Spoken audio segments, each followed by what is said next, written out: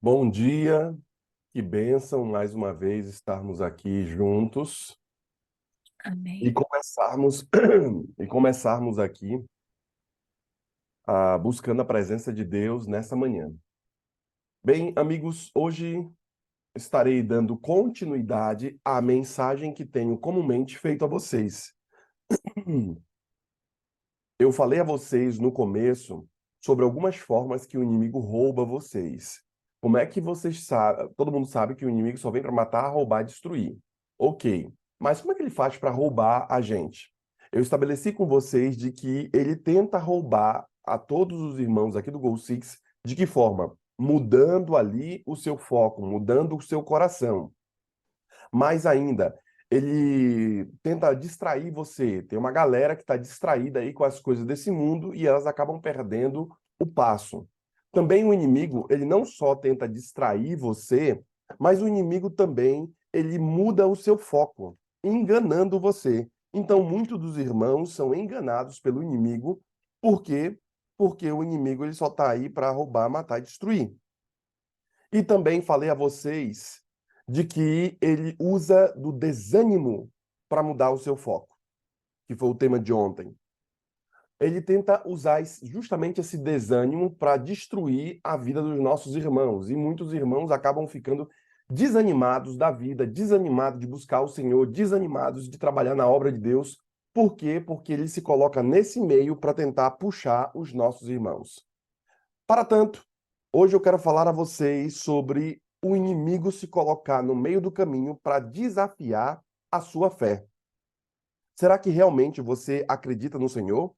Será que realmente você trabalha para as coisas do Senhor? Bem, hoje eu quero falar a vocês sobre esse tema de fé. E eu estabeleço esse negócio de fé com base em algumas coisas. Dentre elas, confiança para mim é algo primordial. Veja o que esse autor fala sobre confiança.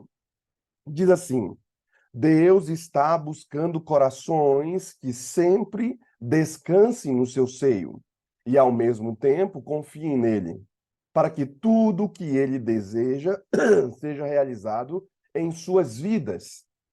Ou seja, Deus está buscando pessoas que justamente buscam a Ele. Tomou alguma solução? Você tomou alguma resolução, alguma coisa para o futuro? Então considere o resultado e não as dificuldades. De fato, quando eu confio no Senhor e eu tomo algumas decisões para o futuro, eu considero, aqui, de acordo com o autor, eu considero o resultado e não as dificuldades que eu vou sofrer. Por isso, hoje eu quero estabelecer um marco com vocês aqui no Goal Six sobre a fé. Eu penso que Satanás tenta destruir a vida dos nossos irmãos e ele tenta destruir com base em desafiar a fé de vocês. Veja o que o texto de 2 Samuel, que é o texto base de meu sermão, capítulo 15, 2 Samuel, capítulo 15, versículos 6 e 7. 2 Samuel, capítulo 15, versículos 6 e 7. Diz o seguinte: Então os homens do rei lhe disseram: Eis aqui os teus servos. 2 Samuel, capítulo 6 e 7, isso. Eu estou no capítulo 15. Capítulo 15, versículos 6 e 7. Desta maneira, fazia Absalão a todo Israel que vinha ao rei para juízo, e assim ele furtava o coração dos homens. Ao cabo de 4 anos, disse Absalão ao rei: Deixe-me ir a Hebrom, cumprir o voto que fiz ao Senhor. Então, eu percebo aqui que Absalão se colocava no meio do caminho para poder não deixar a galera passar para ir lá para Jerusalém. Então todo mundo que ia ficar com a Absalão, mas não ia para o verdadeiro rei. O inimigo não quer deixar você ir para o verdadeiro rei, não quer deixar você ser crente de verdade, não quer deixar você ter um comprometimento com as coisas do Senhor de verdade. Então o que ele vai fazer? Ele vai se colocar no meio do caminho. Para isso, a fé é substância, diz a palavra. A Bíblia deixa claro que a fé ela é substância. A fé ela faz com que o crente tenha a energia suficiente. Hebreus capítulo 11, Hebreus capítulo 11, versículo Diz assim: ora, a fé é a certeza das coisas que se esperam, a convicção de fatos que não se veem. Então veja que a fé é a certeza das coisas que você está esperando. A fé é a certeza das coisas que você espera que aconteçam na sua vida. Mas a fé é a certeza das coisas que se esperam e ela é a convicção dos fatos que não se veem. Ou seja, eu acredito que isso vai acontecer. Eu acredito que haverá uma mudança na minha vida, na vida dos meus filhos, na minha família, nas coisas que eu quero. Eu acredito que eu vou alcançar meus objetivos. Então, veja, a fé é justamente acreditar nas coisas que ainda não aconteceram, nas coisas que você não vê. Então, o que Satanás faz? Ele desafia a sua fé. Veja o que o texto deixa claro ao nos dizer que, como cristãos, nós não podemos operar corretamente sem fé. Você, como crente aqui do Goal Six, você não pode viver corretamente, você não consegue andar corretamente na vida se não houver um passo de fé na sua vida. E aí, então, e o que dizer daquelas pessoas perfeccionistas? O que dizer daquelas pessoas que fazem tudo certinho? O que dizer daquelas pessoas que a fé não é latente? Sem fé é impossível agradar a Deus. Então, se essa fé não está às suas portas, saiba de uma coisa, você não vai conseguir agradar o Senhor. Então, pastor, como eu faço para agradar o Senhor? Porque às vezes você não está recebendo algumas bênçãos, por quê? Porque você não tem fé, e porque não tem fé, é impossível agradar o Senhor, e porque não agrada o Senhor, isso se torna um ruído entre as coisas do céu e entre você. Satanás, ele sabe do que eu estou falando. Ele sabe do meu sermão, porque ele viu preparar esse sermão aqui. Bem, ele sabe tanto disso que ele vai tentar nos fazer agir fora desse domínio da fé. Satanás vai querer que você viva uma vida sem levar em conta as coisas do Senhor. Ele é muito bom nisso. Ele tem muitos anos aí de vida e ele sabe alguns mecanismos para apertar em você. Ele sabe alguns problemas que você sofre e como é que ele vai fazer você sofrer mais. Ele sabe como roubá-lo, porque ele entende os mecanismos, ele sabe a senha de abrir seu coração. Pastor, hoje eu tive um problemão, pastor. Por quê? Porque Satanás sabe quando ele aperta em algumas coisas na sua vida que vão te causar esse problemão. E você pode dizer, pastor, eu passei por uma tribulação enorme, pastor. Pastor, eu estou num vale da sombra e da morte, como diz o Salmo 23. Por quê? Porque o inimigo colocou isso na sua mão. Por que eu falo isso, irmãos? Porque eu percebo que ele tem muita prática em destruir, em desafiar a fé dos irmãos. Eu também percebo que ele faz isso para que você possa duvidar da palavra que eu estou pregando hoje. Ele faz isso para que você possa duvidar da palavra do Senhor. E toda vez que você ouve a mensagem aqui no Go Six e duvida de que o Senhor está falando contigo, ele já ganhou. Toda vez que há essa dúvida, será que é comigo? Será que essas coisas são para mim? Isso faz com que o inimigo ganhe espaço seu. Sabendo disso, eu também trouxe aqui alguns autores que falam sobre esse tema da fé de forma muito clara. Veja o que esses autores dizem sobre fé. Deixa eu abrir aqui. Fé. Minha fé deve temer de minha cultura. Ou seja, você não vai deixar que a cultura que te rodeia diminua a sua fé, mas é a cultura que vai ter medo de sua fé. Por isso, tem uma irmã tentando aqui, Rose, entrar no Zoom, mas não está conseguindo. Auxilia ela lá.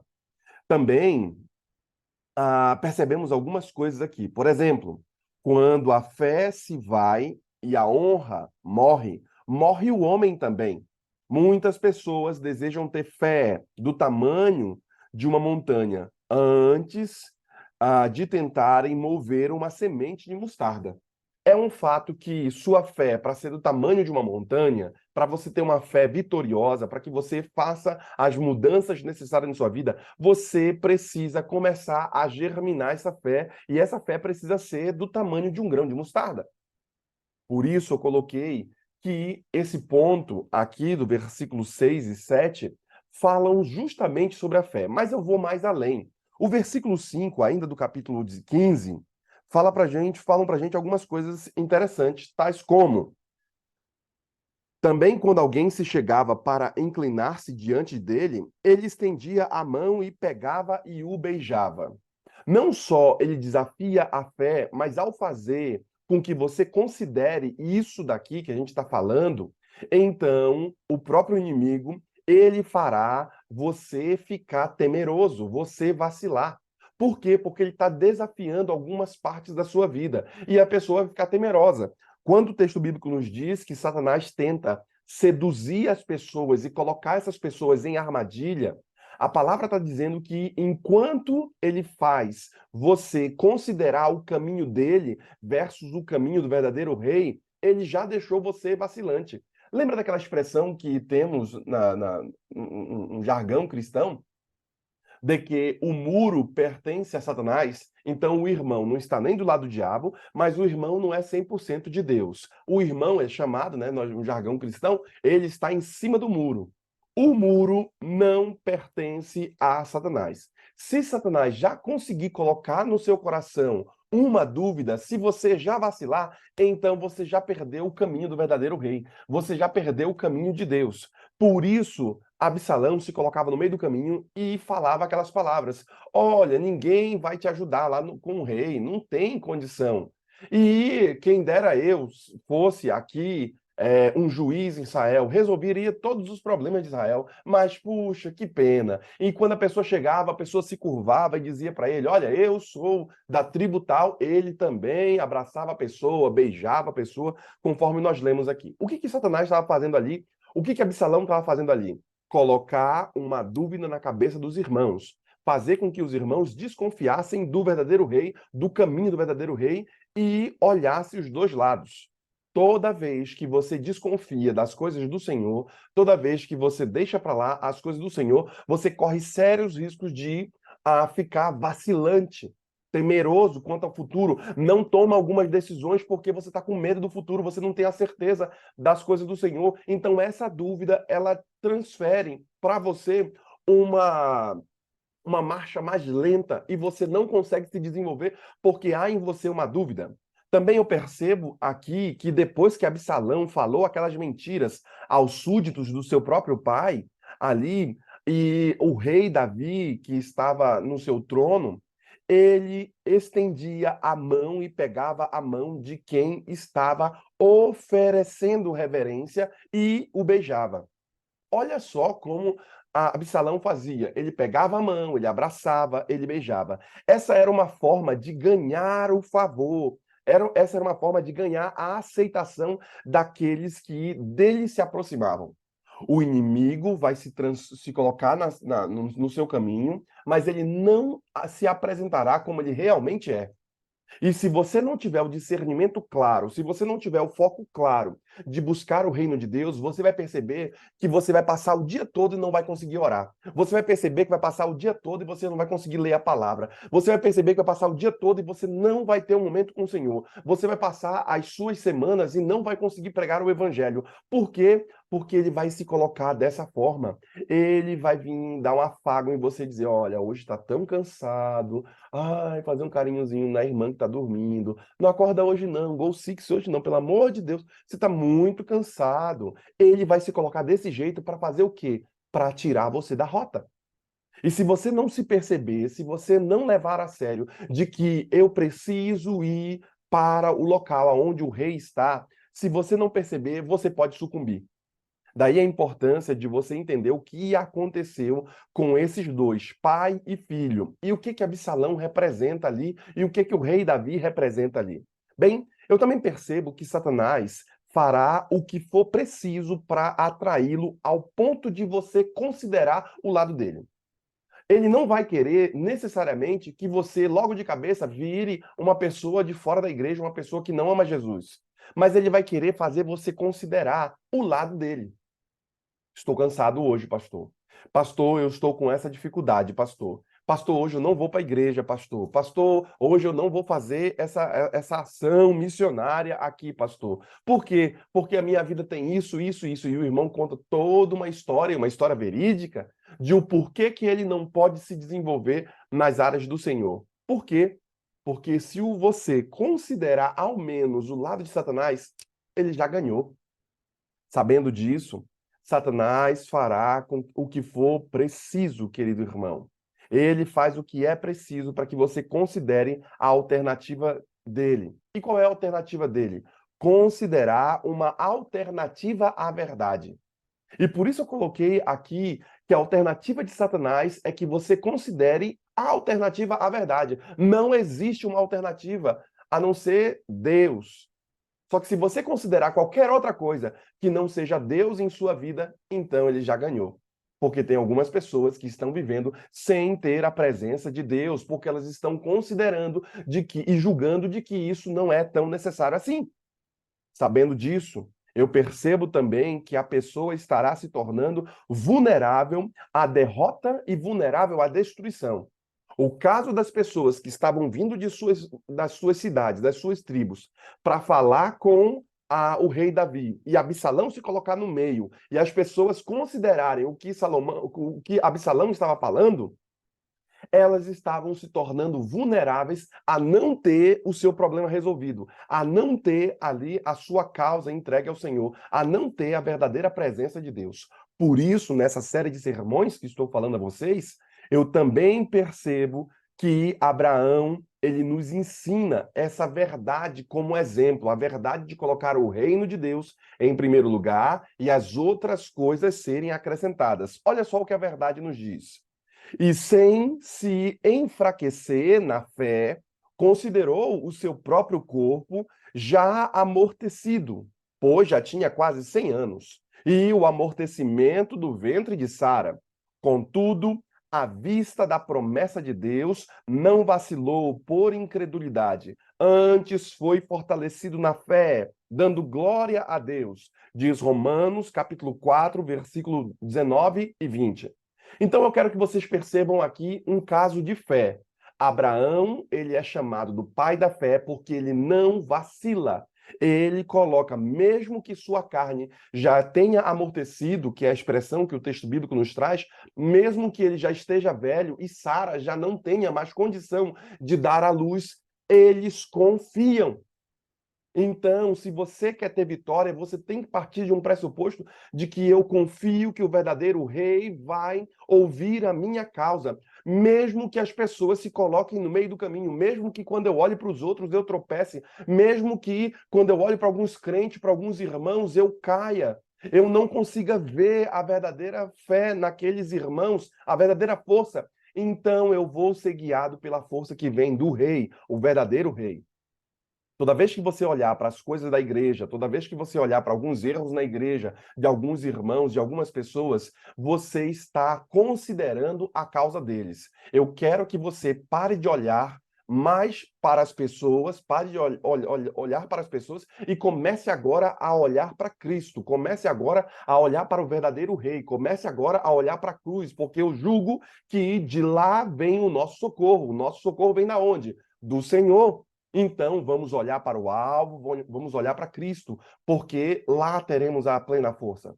Sabendo disso, quando se está operando nessa arena que eu julgo que é a arena da fé, e você está operando nessa arena, você está vivendo, pastor, eu vou viver pela fé, porque a palavra diz que o justo viverá pela fé. Então eu vou colocar a fé em ação. Eu vou orar, eu vou viver pela fé, eu vou tomar algumas decisões em minha vida com base no que o Senhor quer e não com base no que eu quero ou no que eu acho que vai dar certo. Mas, Senhor, fala para mim o que o Senhor quer. É justamente esse questionamento que você tem que fazer para que sejam ativadas as forças da sua fé. Bem, quando se opera nesse campo que eu estou falando, no campo da fé, deve se mover apenas pela fé. Você deve se mover somente pela fé e não pela visão. Por quê? Porque o inimigo vai se apresentar a você dizendo: olha, não vai dar para falar com o verdadeiro rei, não vai dar para você fazer isso. Olha, você terá essa dificuldade, você também, se virar crente, você vai ter esse problema, você vai ter problema com seu marido, com sua esposa, você vai ter problema na questão do seu trabalho, você vai ter problema com um monte de coisa. O inimigo vai se colocar desse jeito. Mas aí, perceba, ontem eu estava dando um estudo bíblico, acho que a Dani estava comigo, né? Ontem eu estava dando um estudo bíblico coletivo, num pequeno grupo, e Nesse estudo, as pessoas estavam questionando ali algumas coisas acerca do sábado e tudo mais, e uma irmã falou algo muito assertivo: tem que se tomar um passo de fé. Essas questões espirituais, nós acreditamos, nossa fé não é sem base, não é uma fé louca, ou seja, tem uma base muito clara. Você é um crente, mas você não é um crente louco que está aí, eu sou crente. Não, você é crente porque você confia no passado como Deus cuidou de você, e isso se torna uma garantia de que Deus vai continuar cuidando de você no futuro. E por isso você se mantém firme nos caminhos de Deus, porque você sabe que com você o Senhor está. Mesmo que você passe pelo vale da sombra e da morte, você nem vai ficar com medo de mal algum, você não vai temer mal algum. Por quê?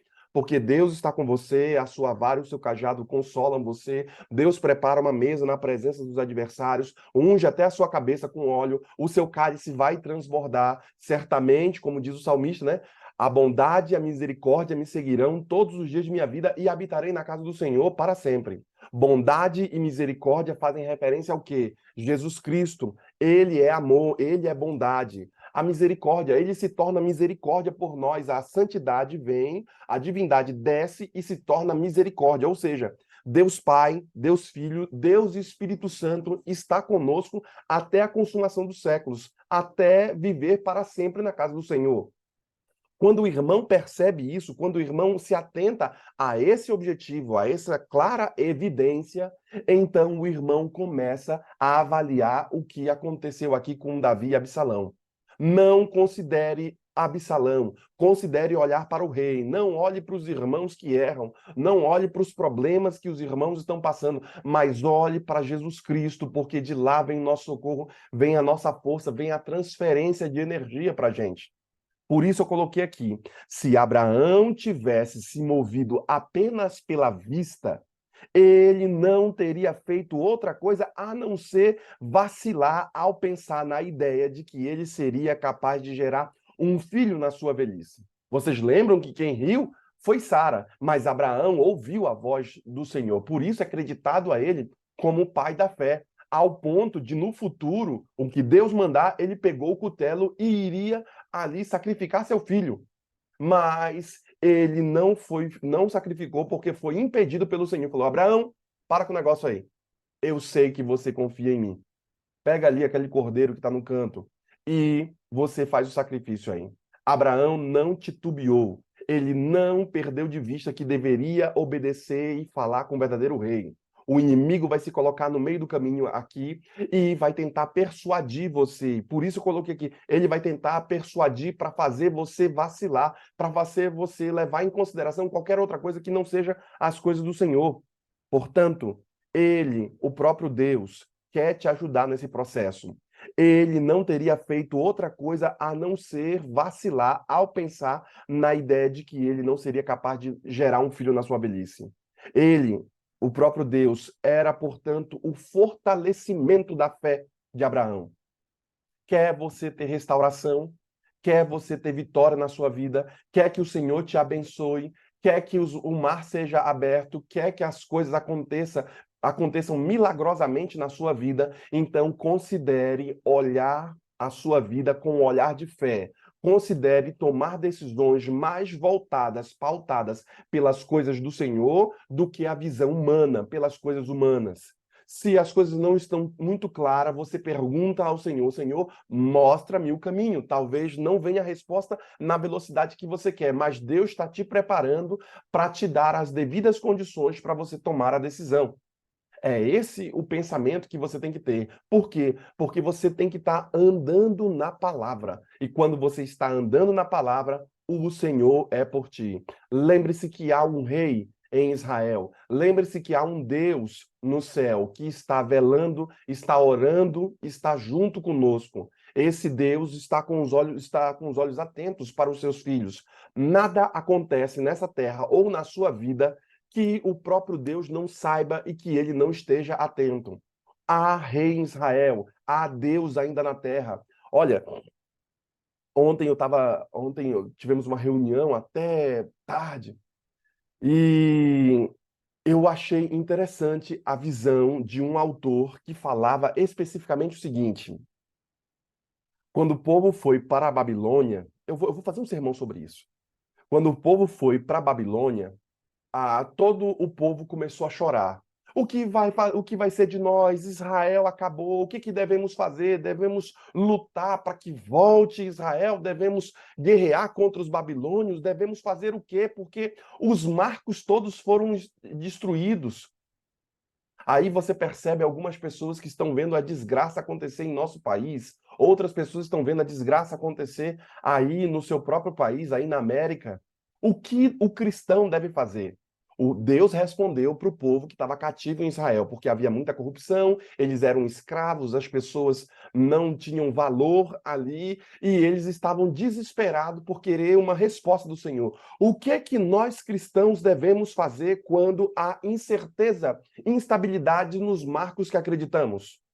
O texto bíblico deixa claro dizendo o seguinte: vocês vão construir casas e vocês vão plantar árvores e vão comer delas.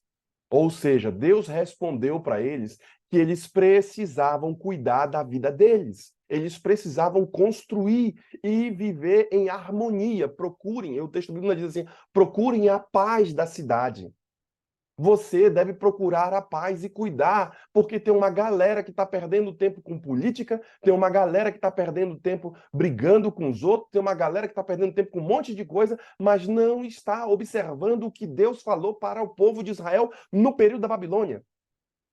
Cuide, querido irmão, da sua vida espiritual. Cuide, querido irmão, da sua vida, na sua família. Cuide dos seus filhos, cuide da sua saúde. Louvado seja o Senhor, que nas segundas-feiras a irmã Rose estará trazendo pregadores sobre a área de saúde. Comece a investir naquilo que realmente faz sentido e vale a pena. Porque foi essa expressão, foi essa palavra que o Senhor deu para o seu povo que estava humilhado lá em Babilônia.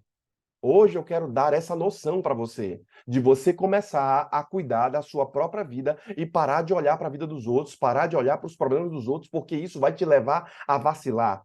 Tenha uma fé de que há um Deus em Israel e ele está cuidando. Tenha uma fé de que há um Deus no céu. Há rei em Israel, mas há um Deus no céu que está cuidando do seu povo. Deus cuida de nós. Por quê? Porque filhinhos somos de Deus. E se somos filhinhos, Deus cuida de nós. Quer você ter vitória? Então leve a sério a história de Absalão e de Davi. Nos dias subsequentes eu estarei abordando ainda o que aconteceu no desdobramento dos restantes dos versículos, para que você tenha uma compreensão clara do que o Senhor quer para você. Deus quer falar contigo, Deus quer te mostrar algumas coisas, só que você tem que entrar na frequência. Se você não estiver na mesma caminhada que nós, se você não estiver na frequência, o bonde passa e você não percebe. Sabe? O autor declara que esses atos de fé que eu estou abordando aqui diz o seguinte: a crença nos mostra o caminho, ou seja, quando eu acredito, eu tenho o caminho mostrado. A fé nos faz andar por ele. Você sabe o caminho que tem que andar como cristão. Você sabe porque você é crente, você acredita, você entende o que é. Agora perceba, a fé é que vai mostrar, é que vai te ajudar, é que vai garantir com que você se levante do estado onde você está e vá para o lugar onde Deus quer. Eu também declaro aqui que o único edifício construído de cima para baixo é o edifício da fé. Ele é o único edifício que é construído de cima para baixo. Então, quando você tem a fé, você começa a construir o teu edifício. Lembra que o autor bíblico no Novo Testamento deixa claro que as pessoas que passaram ali na rua viram um homem construindo uma torre. Só que o que aconteceu? O homem estava construindo aquela torre e chegou no meio do caminho, faltaram os materiais e ele não pôde terminar sua torre. As pessoas passaram perto dele e começaram a rir e zombar daquele homem que ele construiu ali, ele foi construir sua torre, mas lhe faltou material. Ele não se organizou para isso. Qual é o grande problema? É que algumas pessoas estão construindo o seu próprio sonho, sua própria torre, mas não estão fazendo devidamente o cálculo para construir o seu sonho. Tem gente que quer ir para o céu, mas não está fazendo o devido cálculo de alguém que vai para o céu. Tem gente que não está aplicando a fé nisso, outros não estão fazendo as chamadas disciplinas espirituais, a oração, o estudo da palavra, o testemunho. E, por consequência, no dia da angústia, quando o inimigo lhe roubar, quando você estiver em dificuldade, você não terá força. Por quê? Porque a fé te faltou, porque você não, em tempo de bonança, não guardou provisões para o futuro. O Goal Six se coloca nessa proporção, o Goal Six se coloca nesse lugar de fazer o quê? Preparar o povo rumo ao céu para a volta de Cristo. O Goal Six se coloca nesse lugar para ajudar você num culto familiar como esse que estamos fazendo, para ajudar você a ter força e vitória no dia da sua angústia. Porque perceba, irmão, na igreja é oásis, no Goal Six é oásis, mas na sua própria vida, nas dificuldades, esses são o seu deserto. É lá que você tem seu deserto. É quando desliga o Goal Six aqui, é quando você tem que trabalhar, quando você tem que voltar para aquela situação difícil, ali é seu deserto. Então, o que você tem que fazer? Guardar provisões que você está recebendo aqui, na presença do Senhor, para quê? Para que no dia da angústia, no dia da dificuldade, você tenha ali o seu cantil com água, você tenha ali provisões para viver. E por isso, o autor continua dizendo que a fé não pergunta como. Como é que é? Como é que vamos fazer? A fé não faz esse tipo de questionamento. A fé também não pergunta quando. Quando é que vai acontecer? Quando é que eu vou ter esse negócio? A fé não pergunta isso. A fé coloca-se nas mãos de Deus. E se você quiser ter restauração, considere não falar mais com Absalão.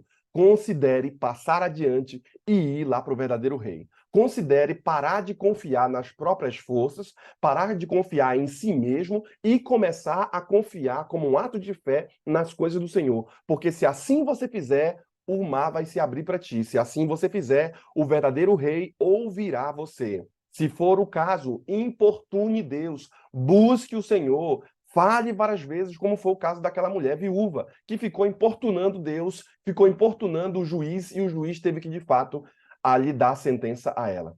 Que Deus abençoe você, que o Espírito Santo esteja contigo e que haja, de fato, salvação na nossa vida, na nossa casa, na sua vida, na sua casa.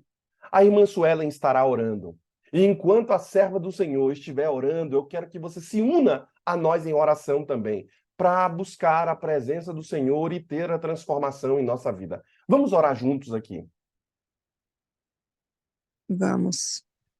Senhor nosso Deus, muito obrigada, Senhor, por estar conosco durante esse dia, Senhor, por ter nos despertado esta manhã, por ter nos dado mais uma chance de vida, Senhor. Senhor, realmente, quantos de nós às vezes não depositamos a nossa fé em Ti, mas somente em nós.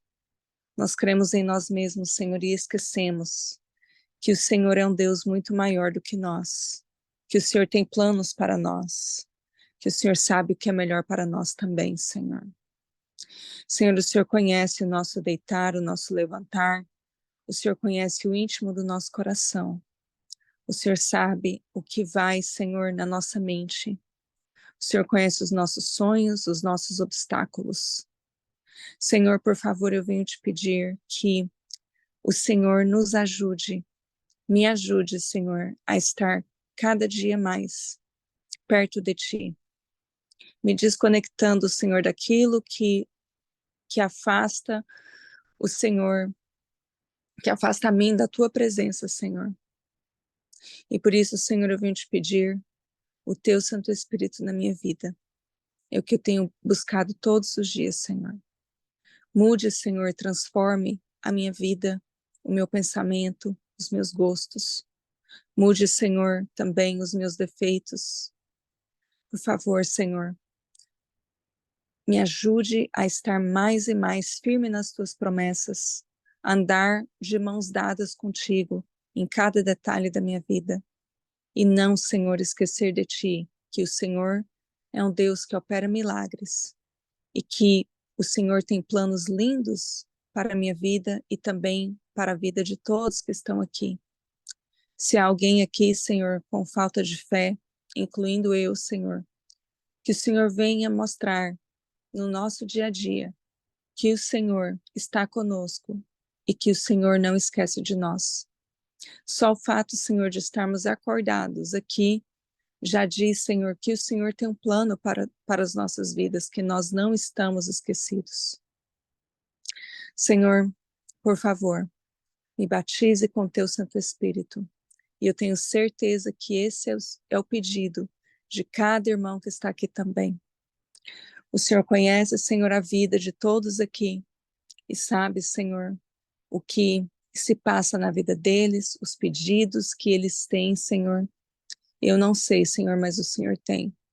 Às vezes pedidos que nem eles, às vezes se atrevem a dizer, Senhor, mas que o Senhor conhece o que vai nas profundezas do coração. Senhor, por favor, venha estar com a vida de todos os irmãos, respondendo, Senhor, as orações silenciosas que os irmãos fazem aqui diariamente. Salve, Senhor, em especial, a vida de cada irmão que está aqui, que busca, Senhor, a tua presença, que quer, Senhor, uma mudança espiritual.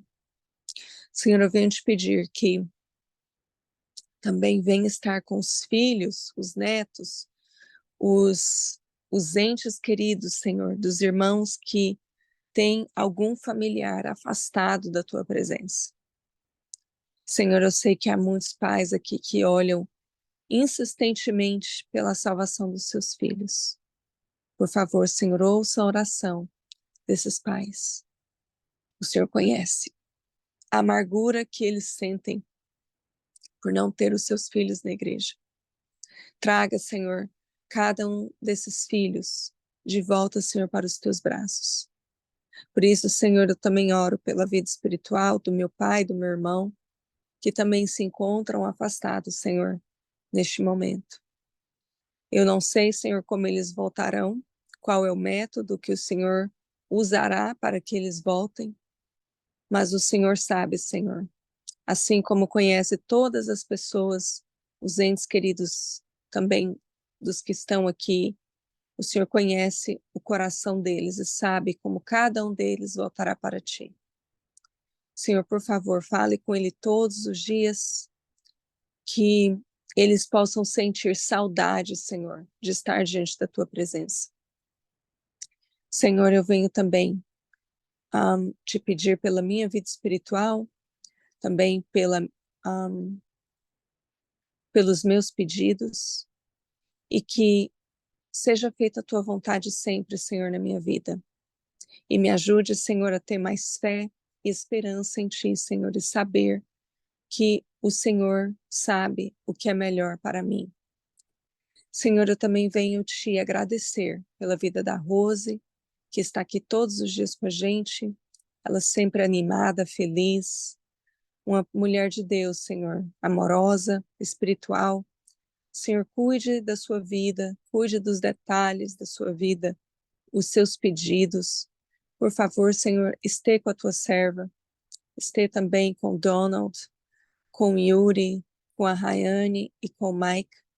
Esteja, Senhor, com o que é mais especial na sua vida, que é a sua família e a vida espiritual de cada um deles.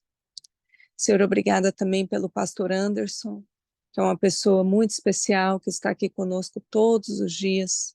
Também é um homem de Deus, uma pessoa feliz, uma pessoa de palavras, Senhor, que nos ajuda, Senhor, a ter mais fé e esperança. Realmente, Senhor, como devemos ser assim. Coloque isso em nós, Senhor, esse desejo de estar sempre tentando ajudar aquelas pessoas, Senhor, que estão fora ou que não te conhecem, a chegar mais perto de ti, a falar do teu amor, assim como ele fala, Senhor. Senhor, abençoe cada detalhe também da vida do pastor Anderson, sua esposa, seus filhos, suas igrejas, Senhor. Venha estar, Senhor, com a vida dele.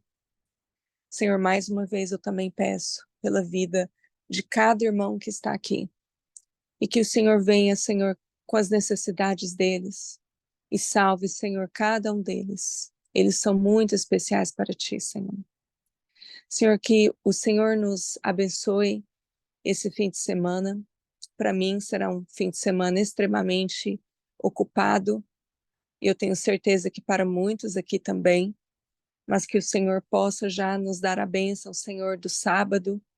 Que nós possamos estar preparados, Senhor, para as tuas santas horas, e que nós possamos ter esse espírito de oração, de louvor em nossas vidas. Vem estar conosco, Senhor.